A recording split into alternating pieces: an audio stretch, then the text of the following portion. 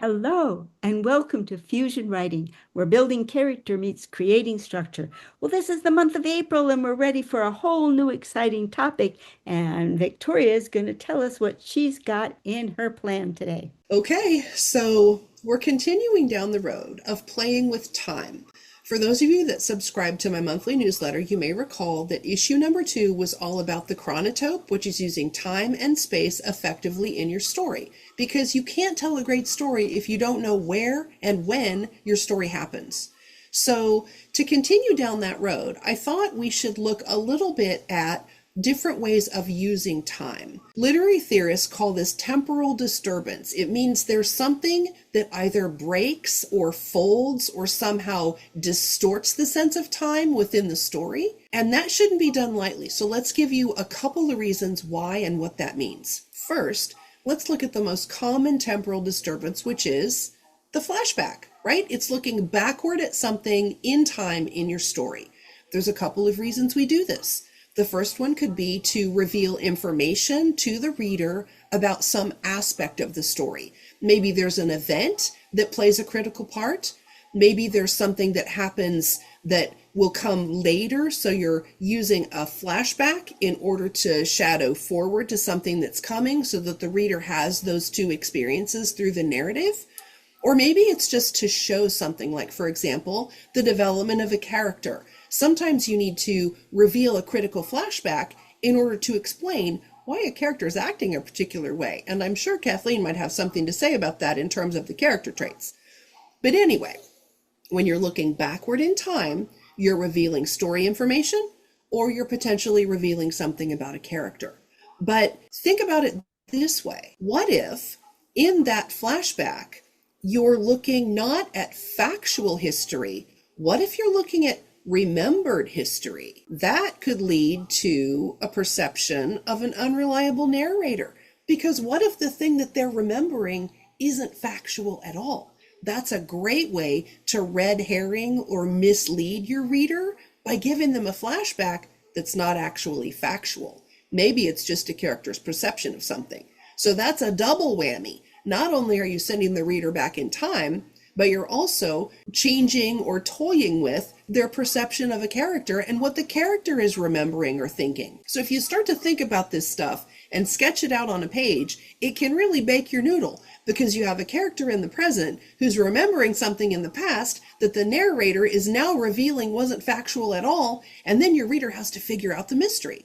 So playing with time is a fantastic way to thrill your reader, to bring them along in the story, to surprise them and allow them to make discoveries. You can do all kinds of cool things just by playing with time. Now, in my upcoming newsletter, issue number 3, I'm going to give you 7 different ways of playing with historical time looking backward. But what are the other options? What if you're looking forward in terms of something like foreshadowing? Well, forward time functions much the same. It could be factually projecting forward. So you're revealing something that's going to happen maybe in a micro scene, but the reader doesn't know what it means. And then as they continue reading, they realize, oh, that thing, that flash that I saw there, that's what this means. So you're tying the future to the present reading situation, again, to reveal something to the reader. So that's a great way to plant little cookies that allow the reader to make discoveries as they travel through the narrative. Another way to consider flashing forward is, what if it's that untruth? What if the thing that you show in the future isn't true at all? It's not something that comes to fruition. What if you're flashing forward to a fear of the future? Totally not based in reality, just something in some character's head, but your reader doesn't know that. So it's another way to layer and stack information using something from the future that allows the reader to make a discovery or some kind of revelation that drives them through the narrative. So the third leg of this table is the present. If you're sitting in the present, your narrative is the now, that's okay too. You can still play with time, because what if the metric of the present that you're using is speculative? What if you involve, let's say, a magic system that allows the reader and the character in the present to perceive other points in time? We're still in the present, but you're playing with their perception of that present. So as you're looking at different aspects of time, start thinking about what do you want the reader to know at a given point in the narrative, and then how do you use story time to give them discoveries and revelations, to slow the narrative down, to speed it up. There's all kinds of different ways to use time and temporal disturbance to clue that reader into what's happening and what's coming. So I'm going to leave you there for today because there's a whole lot more to explore. But for now, we're going to see what Kathleen has to say about loyalty. Oh, right. Oh, thank you, Victoria. That is really fascinating. And time does indeed play a big role when it comes to loyalty, because loyalty is about ties that bind you. They're about things that seem to have a claim on you. And when you examine where that claim comes from, it has so many potential story possibilities. So we'll start, of course, with some of the traditional places. Well, where do loyalties come from? Loyalties come from the closest ones we have is family. And a very natural thing to do is to feel very loyal to your family members. But you know, families can turn into clans, and clans can turn into feuds. So that's a lot of story power, right in the family.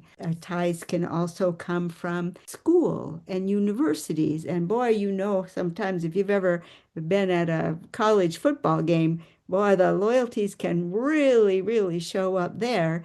Of just a great rah-rah experience of being loyal to your school. So these are some of the traditional, and of course, loyalty to country is a very ubiquitous type of loyalty. These are the long-term durational loyalties, and there are many others. These are just some of the commonest ones to get you thinking. But loyalties can also be of a much shorter duration. In fact, they can sometimes be incredibly short of duration. The teacher says, okay, this side of the room is group A, this side of the room is group B. We're going to have a spelling bee. All right, guys, line up against the wall. And everybody's cheering A versus B on. Oh no, we lost another one of our guys. And the team that has spellers left standing gets some kind of a treat. Well, you've suddenly got a loyalty based on what side of the room your desk happened to be sitting on. That certainly isn't a deep or long-term loyalty, but tell it to the people who are standing there who go, oh no, how did he miss that word? So loyalties are really there, and loyalties can be shorter duration even than that. Your team missed getting into the Super Bowl. Oh well, truth is they weren't even close. But here we are on Super Bowl Sunday, and you got the food, you got the party. What team are you going to root for? So you decide, okay, I'm going to root for those guys. I heard the pregame story about the quarterback, and it was so interesting. That's going to be my team. Well, you weren't rooting for them before the Super Bowl started, but boy, you can have a whole lot of fun having picked a side to root for. And it is that same character trait of loyalty. Now I'm going to take you down to one that's the shortest one that I've ever personally witnessed. Standing in the line at the grocery store. Oh no, you get to the checkout counters, there's only two lines open, and there you are at the back of these two long lines. Oh no, now what? And then somebody comes along and opens another line. What happens? You don't always just get a cattle rush to the open line. What you find very often is, no, you were here before me. And people all the way up the line split off. No, I'll stay here. No, I'll go there. And they split off in accordance with the order in which they arrived. You suddenly see a loyalty has formed to who came first. And this who came first can show up many, many times when there's somebody waiting to be served. And that's actually the very same character trait of loyalty operating on a very small scale. So if we're going to be thinking about through this week, I want you to be thinking about loyalties large and small, because they're a very, very great source of story. I'll just give you a couple examples of how loyalty can really show up in a story. Let's take a character. Our character grew up in a dysfunctional family. Maybe the father was a drunk. Well, the kid still has loyalty ties. It's his family after all. And now he's reached a stage in life, maybe he's in his nearly finished with college, and suddenly the drunken father has some kind of a medical issue. And the question is he going to drop out of college and travel back home to take care of his father? I'm not going to tell you how the story came out, but the only tie there that would make him put that on the line is the tie of family loyalty. So think about some different ways in which you can employ the concept of loyalty in story through this coming week. And next week we'll do the thing that we always do with our character traits is we'll take them through the various positions on the character profile diagram and show how the character trait changes depending on the level of awareness of your character, because there's some very interesting things that happen with loyalty when it comes to level of awareness, because you think characters are always aware of loyalty, aren't they? So we'll see how that functions when we come back next week. Victoria, what do you have to add? Oh, I think that's fantastic. I think we've wrapped up another good one. I'm very curious to see these examples of how awareness influences loyalty because I suspect we're going to see another dovetail into temporal disturbance and playing with time, but you'll have to come back next week to see. Okay. Hey, Kathleen, if people want to find us, where might they go?